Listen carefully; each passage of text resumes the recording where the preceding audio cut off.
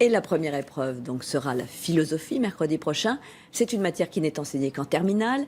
Elle comporte des auteurs et des concepts parfois difficiles. Certains professeurs s'efforcent de rendre leur matière plus abordable en proposant une approche moderne des grands penseurs. Julien Roux et Mathieu Poissonnet ont suivi une enseignante à Marseille. Une salle de classe où se rencontrent Schopenhauer et Stromae, Platon et Harry Potter. Leur point commun, la pop philosophie. Un outil pédagogique qu'utilise Marianne Chaillan en complément de ses cours classiques pour relancer l'intérêt de ses élèves.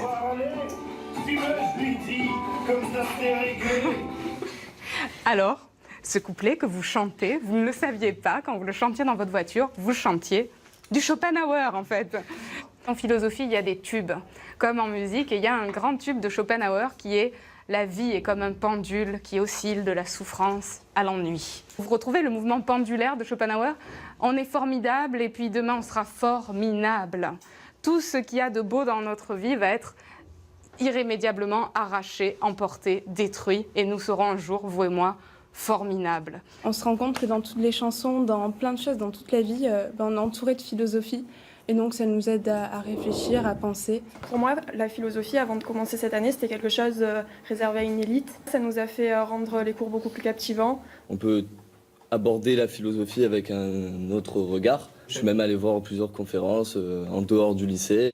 Sortir la philosophie de son horizon de pensée traditionnel, sans sacrifier la rigueur, un exercice d'équilibriste. La référence à la culture populaire doit être une passerelle, mais ne doit en aucun cas faire obstacle à la rencontre réelle avec le philosophe. C'est du coup un exercice assez difficile, mais certainement pas l'abandon de la philosophie au profit du divertissement. De Jean-Jacques Goldman à Alain Souchon, en passant par Harry Potter, rien n'échappe à l'appétit philosophique.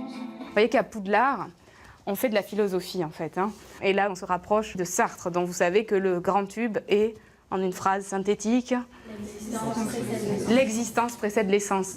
Mettre du plaisir dans la pensée, une méthode qui paye. L'année dernière, les élèves de Marianne Chaillan ont décroché leur bac avec une note moyenne de 14 sur 20 en philosophie.